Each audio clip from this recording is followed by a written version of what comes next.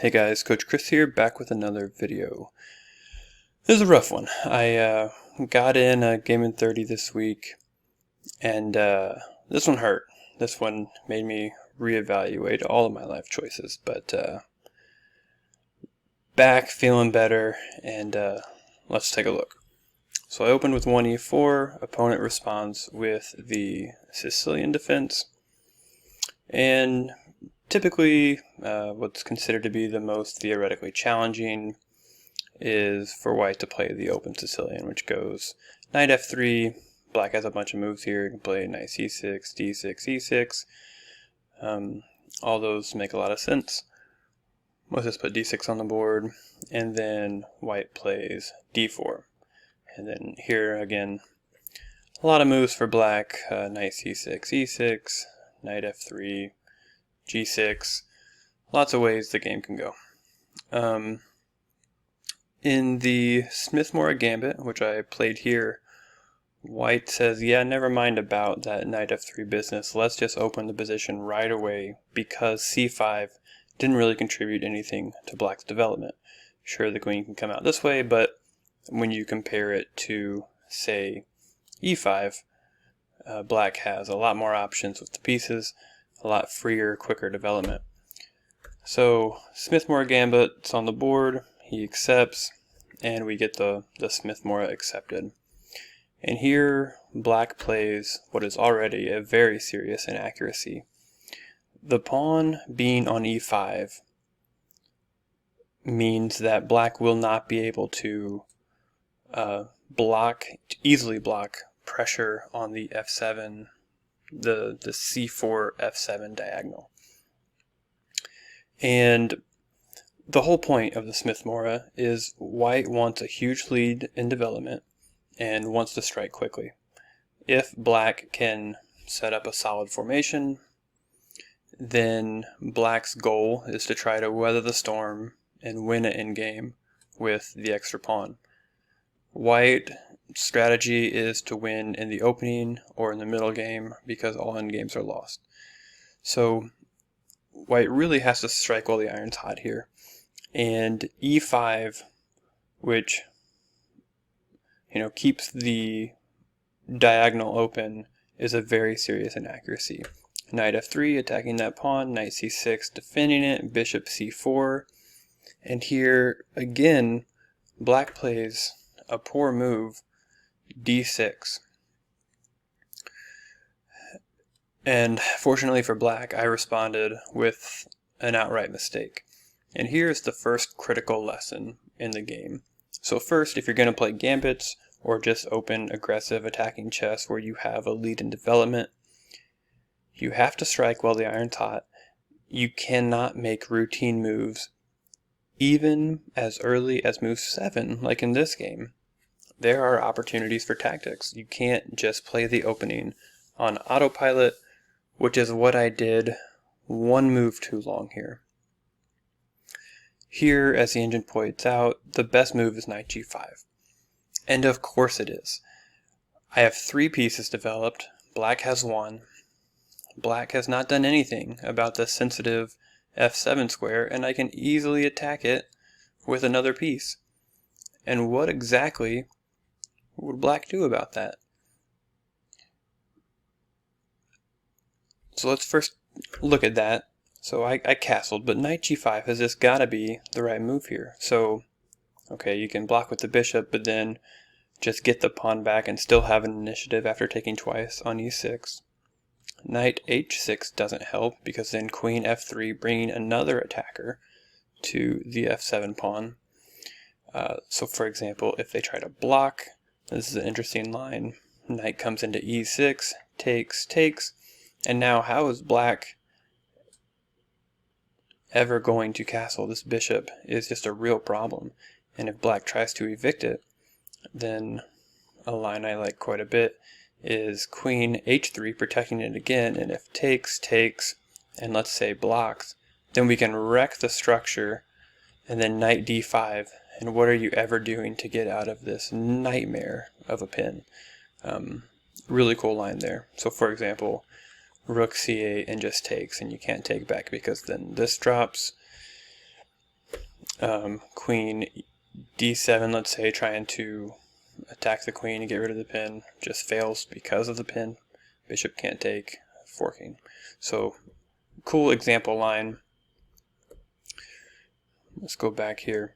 So the point is that the tactics after knight g5 just work for white, and you don't even really need to calculate that deeply to get there, to be able to play that move.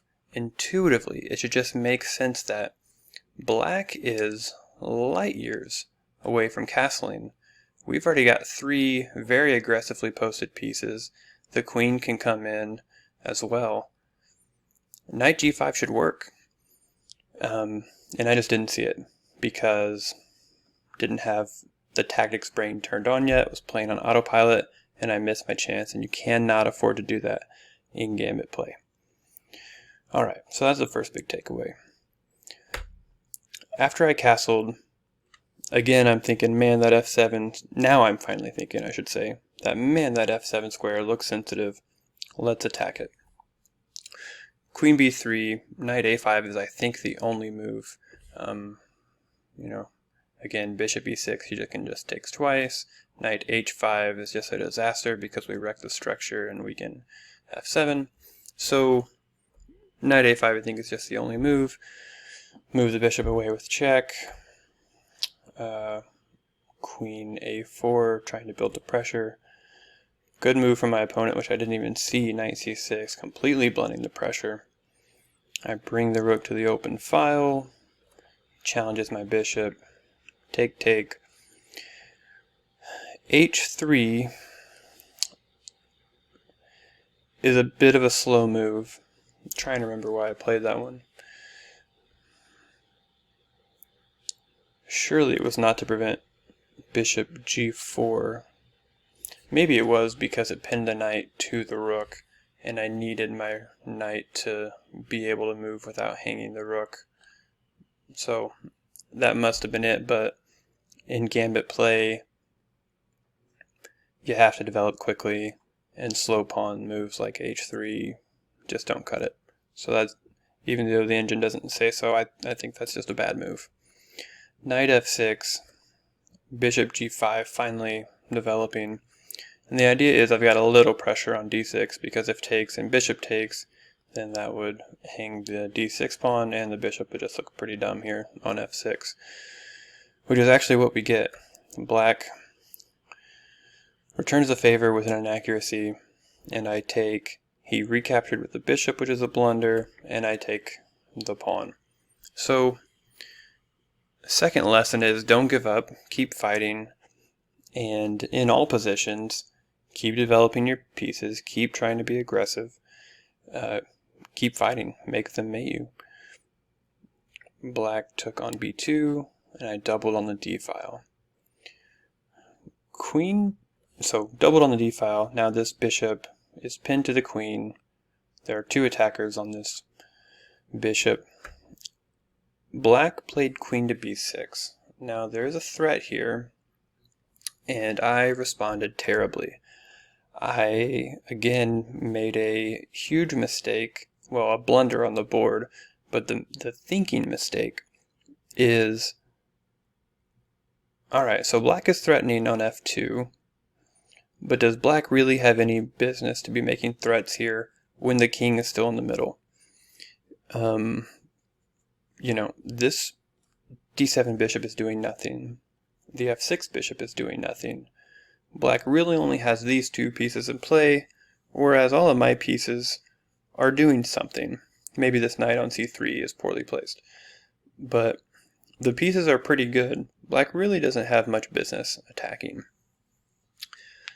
And what I should have recognized in this position is that black can't castle, because that would hang the d7 bishop. Black also, and right now there are 2 attackers on the d7 square.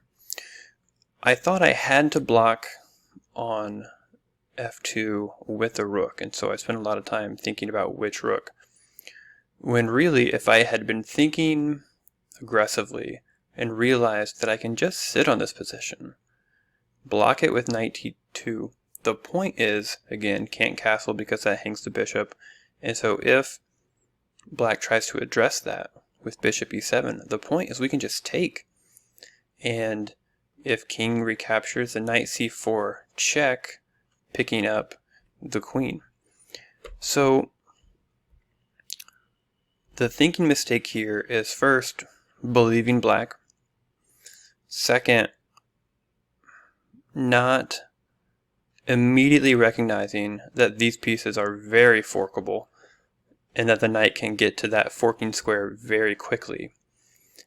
And to really try to lock into the fact that this king cannot move. And if the king can't move, the rook can't move. I'm up a rook as a practical matter, and so I don't need to do anything crazy here. I lost a similar blitz game in the Morra this week where in a completely winning position, black had no moves, and I forced the issue and made a huge mistake when really black was out of moves and couldn't have done anything. So a lesson I'm still trying to learn is not every move has to be a knockout blow.